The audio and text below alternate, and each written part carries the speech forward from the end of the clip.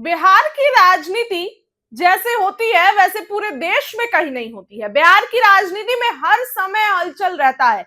चुनाव हो या ना हो, बिहार में हर समय राजनीतिक सरगर्मी तेज रहती है। बिहार के अलावा देश का शायद ही कोई सूबा होगा जहां राजनीतिक सक्रियता इतनी दिखती हो। अभी देखिए, चर्चा का केंद्र नीतीश कुमार बने हैं। नीतीश कुमार को लेकर इस बार फिर अजीब बहस छिड़ी हुई है। विपक्षी नेता आरोप लगा रहे हैं कि अब वो पहले जैसे नहीं रहे, ना उम्र बची है, ना उनका दिमाग पहले के जैसा काम कर रहा है। उनकी यह स्थिति भाप कर भाजपा ने उन्हें हाईजैक कर लिया, विपक्ष कह रहा है। विपक्ष ये भी कह रहा है कि नीतीश को जानबूझकर दिल्ली भेजा जा रहा है। पहले तर्क की, नीतीश भाजपा के साथ क्यों है? सीएम के रूप में अब तक गृह विभाग अपने से अलग नहीं करने वाले नीतीश ने इसे भाजपा की बात मानकर सम्राट चौधरी को दे दिया। नीतीश का दिमागी संतुलन ठीक नहीं रहने का विपक्षी तर्क है कि उन्होंने राबड़ी देवी को लड़की कहा। अब इस सभी बीच नीतीश कुमार चर्चा में है। नीतीश कुमार राज्यसभा के लिए नामांकन किया और अब राज्यसभा जा रहे हैं नीतीश कुमार।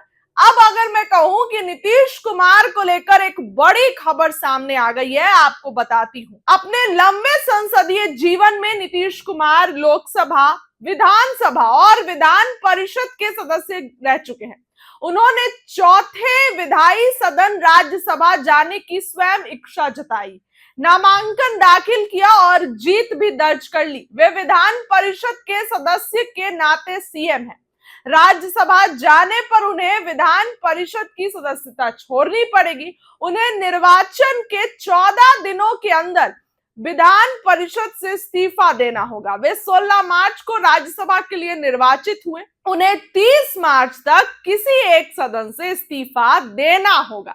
अगर वे विधान परिषद से इस्तीफा 30 तक नहीं देते हैं तो उनकी राज्यसभा की सदस्यता स्वतः समाप्त हो जाएगी। इसी बात को लेकर बिहार ही नहीं बल्कि पूरे देश में चर्चा बनी हुई है कि अगर नीतीश कुमार इस्तीफा 30 तक नहीं देते हैं तो उनकी राज्यसभा का जो वो जीता हुआ है वो खुद ही खत्म हो जाएगा। नीतीश कुमार का अतीत, पहली बार भाजपा से अलग होने के बाद ऐसा रहा कि उनकी कोई बात पर अब भरोसा करने से पहले 100 बार सोचता है। अव्वल तो वो क्या सोचते हैं ये किसी को पता नहीं चलता जब तक परिणाम न दिख जाए। राजद के साथ सटे तो भाजपा को कोसा और राजद से अलग हुए तो उसकी भी जुबानी मार कुटाई की। मुफ्त बिजली के घोर विरोधी के रूप में सदन में बयान देने वाले नीतीश 2025 के विधानसभा चुनाव में 125 यूनिट बिजली फ्री कर दी। मरते दम तक साथ न जाने की कसम खाकर भी आखिर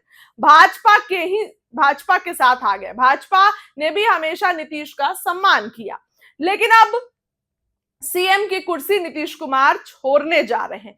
नीतीश कुमार को अब इस्तीफा देना ही होगा। राज्यसभा चुनाव जीतने के बाद नीतीश कुमार के सामने सीमित विकल्प है, लिमिटेड ऑप्शंस है, ज्यादा ऑप्शंस नहीं है। वे अभी विधान परिषद के सदस्य हैं। राज्यसभा चुनाव में जीतने के बाद 16 मार्च को निर्वाचित हुए। उन्हें विधान परिषद से इस्तीफा देना होगा। नियम के मुताबिक उन्हें 30 मार्च 2026 तक किसी एक सदन का चयन करना होगा। विधान परिषद से इस्तीफा देते ही वो राज्य विधान मंडल के सदस्य नहीं रहेंगे। विधान परिषद से इस्तीफा नहीं देने पर राज्यसभा की उनकी सदस्यता स्वतः समाप्त हो जाएगी। वास्तविकता यह है कि नीतीश कुमार ने खुद घोषणा की है कि वो सीएम पद छोड़कर राज्यसभा जाएंगे। वे चाहे तो राज्यसभा का सदस्य रहते हुए बिहार का सीएम 6 महीने तक बने रह सकते हैं, पर यह उनकी नैतिकता के खिलाफ होगा। अब सीएम को तय करना है कि वो एमएलसी बनकर बिहार का सीएम बने रहना चाहेंगे या बिहार का मोह त्याग कर राज्यसभा जाएंगे। उनके मन की बात था उनके करीबी भी पता नहीं लगा पाते हैं। अब नीतीश कुमार क्या करेंगे ये तो आने वाला समय ही बताएगा। नीतीश कुमार अगर इस्तीफा नहीं देंगे तो राज्यसभा की सदस्यता खुद पे खुद खत्म हो जाएगी। तो नियम के मुताबिक 30 मार्च तक नीतीश कुमार को किसी एक सदन से इस्तीफा देना होगा। अब 30 मार्च को क्या होगा ये तो देखने वाली बात होगी। फिलहाल इस खबर के लिए इतना ही। आपको क्या लगता है, नीतीश कुमार इस्तीफा देंगे? कमेंट्स में अपनी राय रखिए। बहुत बहुत धन्यवाद।